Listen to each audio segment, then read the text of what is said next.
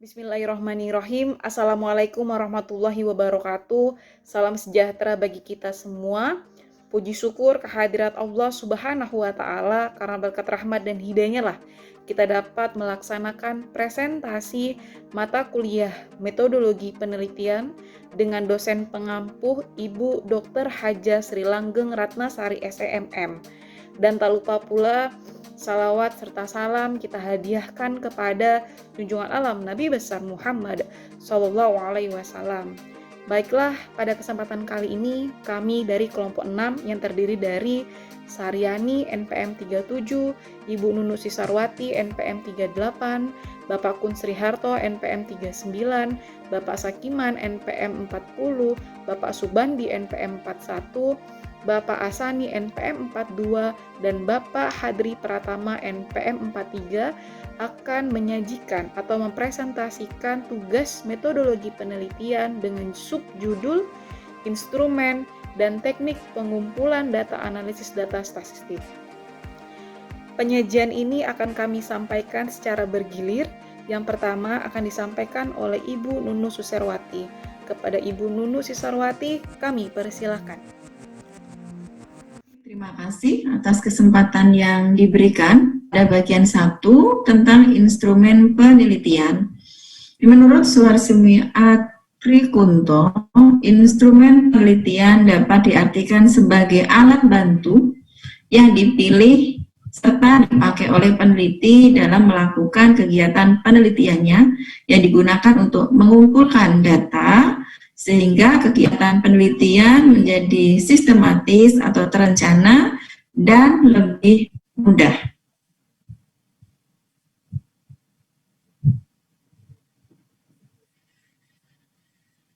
Kemudian cara menyusun instrumen. Ada beberapa step atau langkah dalam menyusun instrumen. Yang pertama adalah analisis variabel penelitian. Di sini peneliti menganalisis setiap variabel menjadi beberapa subvariabel dan dikembangkan menjadi indikator-indikator yang lebih rinci. Kemudian yang kedua, menetapkan jenis instrumen. Jadi jenis instrumen dapat ditetapkan oleh peneliti setelah peneliti menentukan variabel dan indikator penelitiannya. Langkah berikutnya adalah menyusun kisi-kisi atau instrumen tata letak. Jadi di sini dalam kisi-kisi harus mencakup ruang lingkup materi penelitian, jenis-jenis pertanyaan, banyaknya pertanyaan, serta waktu yang dibutuhkan, dan juga kisi-kisi menggambarkan indikator atau abilitas dari setiap variabel. Dan step yang keempat atau langkah keempat adalah menyusun item. Jadi di sini peneliti menyusun pertanyaan-pertanyaan sesuai dengan jenis instrumen yang akan digunakan. Sedangkan langkah terakhir dilakukan uji coba terhadap instrumen tersebut untuk menguji tingkat validitas dan reliabilitasnya.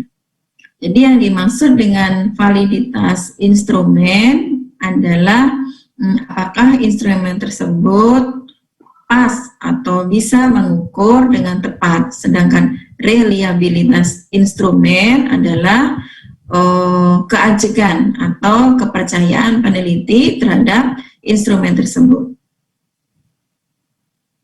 Berikutnya akan disampaikan oleh Bapak Kun Sriharto. Kepada Pak Kun, silakan. Instrumen adalah sebuah instrumen penelitian dikatakan valid apabila tes tersebut dapat mengukur apa yang hendak diukur. Menurut Yuda Negara dan Lestari tahun 2015, secara garis besar validitas instrumen dibedakan menjadi dua, yaitu validitas internal atau internal validity dan validitas eksternal atau external validity. Validitas internal atau internal validity yaitu validitas internal berkaitan dengan kriteria yang berasal dari dalam suatu instrumen penelitian seperti tampilan instrumen, isi, dan juga kemampuan instrumen dalam mengukur. Validitas eksternal disebut juga dengan validitas rasional. Yang kedua, validitas eksternal. Validitas eksternal atau biasa disebut dengan external validity dikenal juga sebagai validitas empiris atau empirical validity. Pada validitas eksternal berdasarkan pada kriteria yang ada dari luar instrumen, yaitu berdasarkan pada fakta empiris atau pengalaman. Kriteria yang dipakai sebagai pembanding instrumen yaitu sesuatu yang sudah tersedia dan sesuatu yang masih belum tersedia, akan tetapi terjadi di waktu yang akan datang. Instrumen yang sesuai dengan kriteria yang sudah ada dikenal dengan validitas kesejajaran atau concurrentiality. Sedangkan instrumen yang sesuai dengan kriteria yang diprediksi akan terjadi disebut dengan validitas prediksi atau predictive validity. Reliabilitas instrumen yaitu suatu instrumen tes dikatakan dapat dipercaya atau reliable bila memberikan hasil yang tetap atau ajak atau konsisten bila diteskan berkali-kali. Misalnya suatu tes yang sama diberikan kepada siswa dalam satu tes pada waktu yang berlainan, maka setiap siswa akan tetap berada dalam urutan ranking yang sama atau ajak dalam satu kelas tersebut berdasarkan pada cara pengujian instrumen. Maka reliabilitas instrumen dapat dibagi menjadi dua, yaitu reliabilitas eksternal atau external reliability dan reliabilitas internal atau internal reliability. Reliabilitas eksternal atau external reliability yaitu didapatkan bila ukuran atau kriteria tingkat reliabilitasnya berada di luar instrumen yang bersangkutan. Terdapat dua cara untuk menguji reliabilitas suatu instrumen, yaitu dengan metode bentuk paralel atau equivalent method dan metode tes berulang atau yang biasa disebut tes retest method. Metode bentuk paralel atau equivalent method yaitu metode ini dilakukan dengan cara menyusun dua instrumen yang hampir sama atau equivalent. Selanjutnya diuji cobakan pada kelompok responden yang sama. Kemudian dari hasil uji coba tersebut dikorelasikan dengan teknik korelasi produk momen. Metode tes berulang atau tes retest method yaitu metode ini dilakukan dengan tujuan untuk menghindari pembuatan soal dua kali. Pada metode ini peneliti hanya menyiapkan satu perangkat instrumen yang selanjutnya diteskan dan dicatat. Reliabilitas internal atau internal reliability yaitu uji reliabilitas internal diperoleh dengan cara menganalisis data dari hasil uji coba. 2. Untuk menguji reliabilitas internal dapat dilakukan dengan beberapa cara. Salah satunya adalah rumus alfa. Penggunaan rumus alfa didasarkan atas pertimbangan bahwa rumus ini dapat digunakan untuk menguji reliabilitas instrumen yang skornya berbentuk skala 1 sampai 5. Selain itu, teknik ini pun cocok dilakukan untuk mencari reliabilitas tes bentuk urean. Silakan dilanjutkan Pak Sakiman. Baik, terima kasih. Setelah di bagian pertama kita membahas tentang instrumen dan beberapa uji instrumen, di bagian kedua kita membahas mengenai teknis pengumpulan data. Metode pengumpulan data adalah teknis atau cara-cara yang dapat digunakan oleh peneliti untuk mengumpulkan data. Dalam penelitian ilmiah, agar data yang dikumpulkan menjadi valid, maka harus mengetahui bagaimana cara-cara pengumpulan data dalam penelitian tersebut, sehingga data yang diperoleh dapat menjadi pendukung terhadap kebenaran suatu konsep tertentu. Next. Adapun tahapan-tahapan proses pengumpulan data itu ada 8 tahap. Yang pertama, tinjauan literatur dan konsultasi dengan ahli. Yang kedua, mempelajari dan melakukan pendekatan terhadap kelompok masyarakat.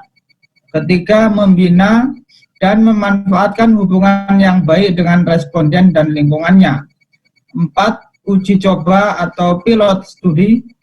Yang kelima, merumuskan dan menyusun pertanyaan. Yang keenam, mencatat dan memberi kode. Yang ketujuh, cross-checking, validitas dan reliabilitas. Dan yang kedelapan, mengorganisasikan dan kode ulang data yang telah terkumpul supaya dapat dianalisis.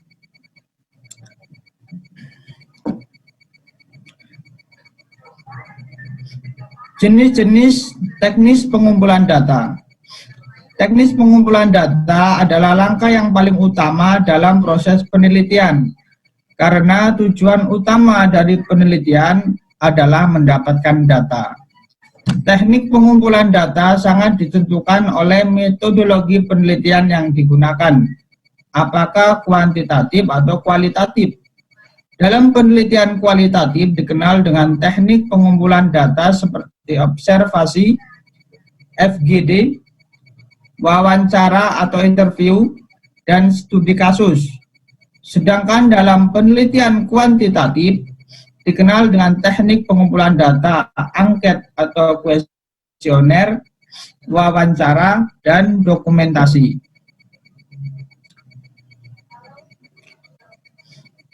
Yang pertama mengenai observasi atau pengamatan, menurut Nasution tahun 2013 menyatakan bahwa observasi adalah dasar semua ilmu pengetahuan. Para ilmuwan hanya dapat bekerja berdasarkan data, yaitu fakta mengenai dunia kenyataan yang diperoleh melalui observasi. Sedangkan menurut Sugiono tahun 2017, observasi sebagai teknik pengumpulan data yang mempunyai ciri spesifik bila dibandingkan dengan teknik yang lainnya.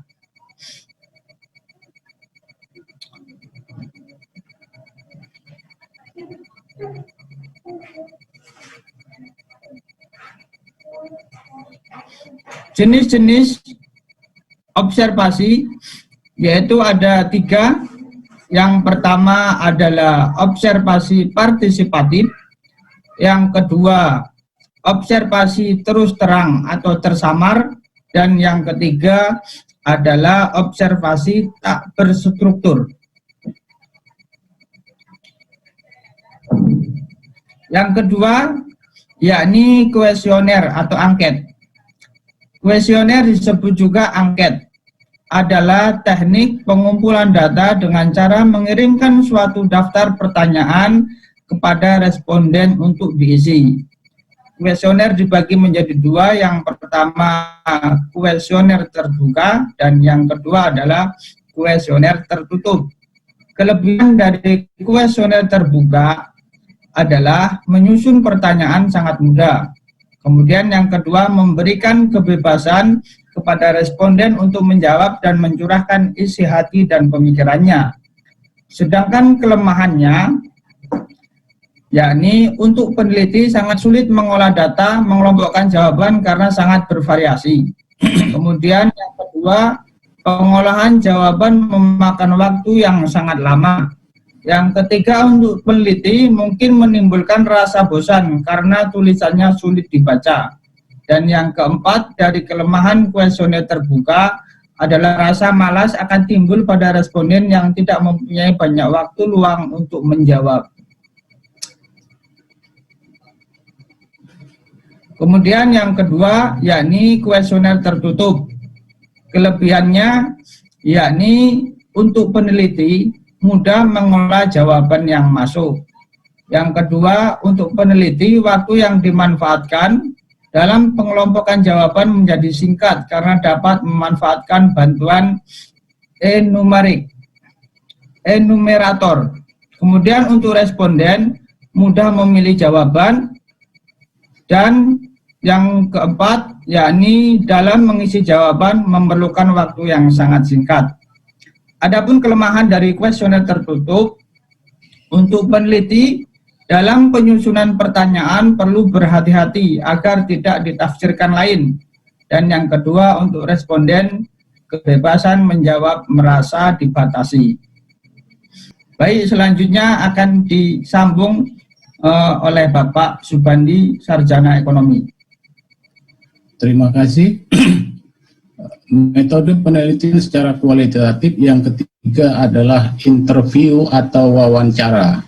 Wawancara adalah suatu tanya jawab secara tatap muka yang dilaksanakan oleh pewawancara dengan orang yang diwawancarai untuk memperoleh informasi yang dibutuhkan.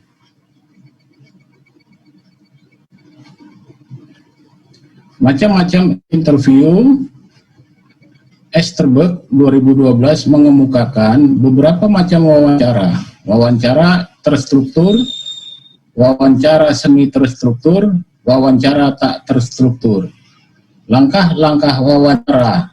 Lincoln dan Guba dalam Sanapiah Faisal mengemukakan ada 7 langkah dalam penggunaan wawancara untuk mengumpulkan data dalam penelitian kualitatif, yaitu 1. Menetapkan kepada siapa wawancara itu akan dilakukan.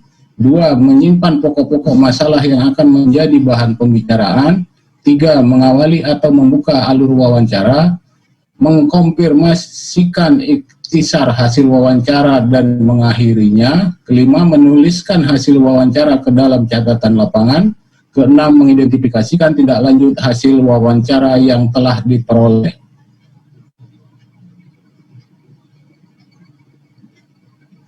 Isi wawancara. Beberapa jenis yang dapat dinyatakan dalam wawancara adalah 1. Pengalaman dan perbuatan responden, yaitu apa yang telah dikerjakan atau yang lazim dikerjakannya. 2. Pendapat, pandangan, tanggapan, tafsiran, atau perkiraannya tentang sesuatu. 3. Perasaan, respon emosional, apakah ia merasa cemas, takut, senang, gembira, curiga, jengkel, dan sebagainya tentang sesuatu. 4. Pengetahuan. Fakta-fakta apa yang diketahui tentang sesuatu. 5. Penginderaan. Apa yang dilihat, didengar, diraba, dikecap, atau dicium. Diuraikan secara deskriptif. 6. Latar belakang pendidikan, pekerjaan, daerah asal, tempat tinggal, keluarga, dan sebagainya.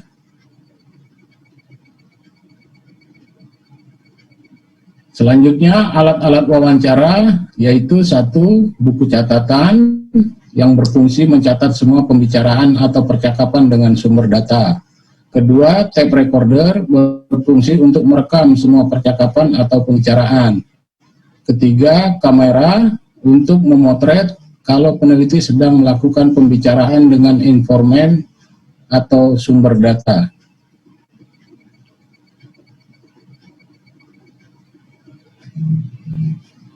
4. Dokumen. Dokumen adalah merupakan catatan peristiwa yang telah lalu. Dokumen dapat berbentuk tulisan, gambar, atau karya monumental dari seseorang lainnya.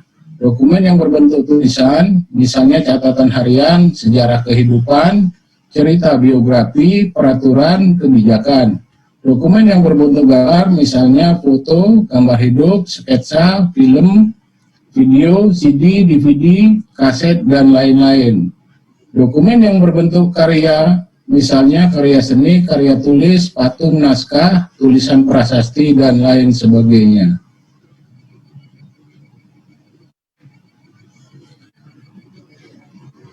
Dokumen digunakan dalam penelitian sebagai sumber data sekunder, manakala dokumen tersebut memiliki nilai. Menurut Wang dan Sorgel 2012, nilai kegunaan dokumen dapat dilihat dari beberapa hal sebagai berikut. 1. Epistemic value, yaitu suatu dokumen keberadaannya sangat berguna bagi pemenuhan kebutuhan akan pengetahuan atau informasi yang tidak atau belum diketahui. 2. Functional value, yaitu suatu dokumen yang keberadaannya sangat berguna karena memberi kontribusi pada penelitian yang dilakukan. 3. Conditional value, yaitu suatu dokumen sangat berguna apabila muncul beberapa kondisi atau syarat terpenuhi atau terdapat dokumen lain yang dapat memperkuat dokumen tersebut. 4. Social value, yaitu suatu dokumen keberadaannya sangat berguna dalam hubungan dengan kelompok atau individu. Jenis-jenis data. Berikut ini terdapat beberapa jenis-jenis data, terdiri atas 1. Berdasarkan tipe penelitian, terdapat data kuantitatif dan data kualitatif. 2. Berdasarkan sumber data, yaitu terdapat data primer dan data sekunder.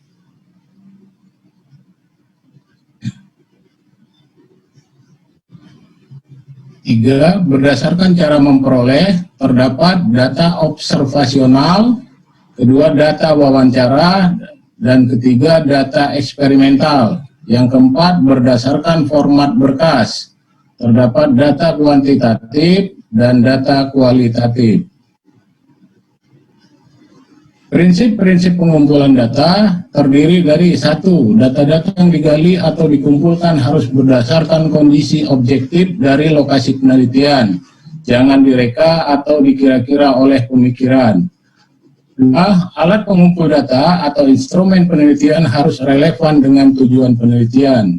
3. Pihak-pihak yang dihubungi atau disebut sampel penelitian dan subjek penelitian harus relevan dengan apa yang hendak diteliti. Keempat, prinsip kerahasiaan, mana nama-nama sampel atau responden penelitian harus dijamin kerahasiaannya. Baik, selanjutnya kami persilakan untuk Pak Asani. Baik, terima kasih. Bagian 3, teknis analisis data. Metode pengumpulan data adalah teknik atau cara-cara yang dapat digunakan oleh peneliti untuk pengumpulan data. Teknik dalam menunjuk suatu kata yang abstrak dan tidak diwujudkan dalam benda, tetapi hanya dapat dilihat penggunaannya melalui angket, wawancara, pengamatan, ujian, dokumentasi, dan lain-lain. Dalam penelitian ilmiah, agar data yang dikumpulkan menjadi valid, maka harus mengetahui bagaimana cara-cara pengumpulan data dalam penelitian itu, sehingga data yang diperoleh dapat menjadi pendukung terhadap kebenaran suatu konsep tertentu. Jenis teknis analisis data. Teknis analisis data kualitatif merupakan teknis analisis yang berfokus pada informasi non-numerik dengan asas filsafat positivisme. Pada penggunaan teknik analisis kualitatif ini, lumrahnya membahas secara konseptual terhadap suatu permasalahan dan tidak terganggu dengan data-data angka. Beberapa jenis teknik analisis data kualitatif yaitu analisis konten, naratif, dan analisis wacana. Analisis konten. Metode ini membantu untuk memahami total tema yang ada dalam data kualitatif. Metode ini menggunakan teknik seperti penggunaan kode warna, tema, dan ide tertentu untuk membantu mengurai data tekstual yang ada agar dapat menemukan rangkaian data yang paling umum. Analisis naratif. Jenis analisis satu ini berfokus pada cara bagaimana sebuah cerita dan ide dikomunikasikan ke seluruh bagian yang terkait. Analisis ini dapat digunakan untuk menginterpretasi bagaimana perasaan karyawan terhadap pekerjaannya, bagaimana pelanggan melihat perusahaannya, dan bagaimana proses operasional dikerjakan. 3. Analisis wacana. Macam-macam metode analisis data selanjutnya yakni analisis wacana. Sama seperti analisis naratif, analisis wacana juga digunakan untuk menganalisis interaktif dengan orang-orang. Tetapi analisis ini berfokus pada konteks sosial di mana terjadi komunikatif antara peneliti dan responden terjadi. Analisis nantinya juga akan melihat bagaimana lingkungan responden sehari-hari dan menggunakan informasi itu selama analisis terjadi. Baik, terima kasih. Saya akan melanjutkan. Teknik analisis data kuantitatif. Teknik analisis data kuantitatif merupakan kegiatan analisis data yang mengolah data-data numerik seperti penggunaan data statistik, data hasil survei responden, dan lain sebagainya. Sama halnya dengan data kualitatif, data kuantitatif terdapat beberapa jenis. Yang pertama, data kuantitatif deskriptif dan data kuantitatif inferensial. Di dalam data deskriptif, menurut Sugiono merupakan salah satu metode dalam menganalisis data dengan menggambarkan data yang sudah dikumpulkan. tanpa membuat kesimpulan yang berlaku untuk atau generalisasi. Dalam teknik ini akan diketahui nilai variabel independen dan dependennya. Dalam statistik deskriptif ini dipaparkan dalam bentuk yang pertama, itu visual. Visual ini mencakup diagram batang, diagram lingkaran, poligon, kurva ogib, kurva scatter, maupun pie chart. Yang kedua, tabel. Tabel mencakup distribusi, frekuensi, tabulasi silang. Selanjutnya, ukuran tendensi sentral yang mencakup mean atau nilai rata-rata, median, modus. Lalu, ukuran letak. Ukuran letak ini mencakup kuartil, desil, dan persentil. Selanjutnya, ukuran penyebaran data. Itu mencakup standar deviasi, mean deviasi, deviasi kuartil, varian, rank, dan lain sebagainya. Statistik inferensial. Teknik analisis data statistik inferensial lebih ditekankan pada proses generalisasi atau umum, sehingga dapat membuat kesimpulan berdasarkan hasil penelitian. Metode ini dibagi menjadi dua jenis, yaitu untuk penelitian korelasional dan komparasi atau eksperimen.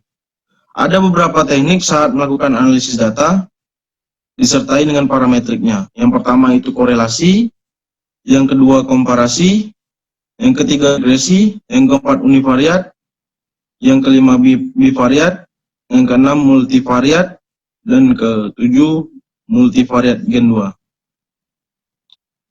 Selanjutnya tahap pengolahan data. Tahap pengolahan data meliputi yang pertama itu penyuntingan atau editing, merupakan kegiatan memeriksa seluruh daftar pertanyaan yang dikembalikan oleh responden. Yang kedua, pengkodean atau coding, kegiatan setelah penyuntingan data dengan menggunakan cara memberikan simbol atau kode. Yang ketiga, tabulasi, kegiatan menyusun dan juga menghitung data dari hasil pengkodean tersebut. Selanjutnya, tahap analisis data. Tahap analisis data dilakukan setelah melalui tahap pengolahan data. Hasil olahan data yang akan dianalisis dan ditafsirkan, sehingga data tersebut dapat dipahami sebagai sebuah informasi. Pada proses penganalisisan, data terdapat metode teknik analisis data, yaitu analisis kualitatif dan kuantitatif. Tahap ini harus benar-benar detail, sebab tahap analisis data merupakan proses penting ketika melakukan penelitian untuk menerjemahkan data yang dimiliki sehingga dapat menjawab permasalahan penelitian. Penafsiran hasil analisis. Data yang sudah dianalisis pada tahap sebelumnya harus dilakukan penafsiran. Ketika melakukan penafsiran hasil analisis, wajib memaparkan dengan bukti-bukti hasil analisis, serta perlu adanya banyak referensi berdasarkan data dan juga kajian-kajian yang terkait. Demikian, saya kembalikan kepada moderator. Dengan berakhirnya penyampaian dari materi yang terakhir, maka berakhir sudah presentasi kami pada kesempatan kali ini. Kami dari kelompok 6 mengucapkan terima kasih yang sebanyak-banyaknya atas kesempatan yang telah diberikan kepada kami, dan juga semoga hasil presentasi kami ini dapat bermanfaat bagi siapa saja yang membutuhkan informasi terkait metodologi penelitian. Mungkin ini saja dari kami. Jika ada salah kata, kami mohon maaf. Wallahul muwaffiq ila aqwamit thoriq. Wassalamualaikum warahmatullahi wabarakatuh.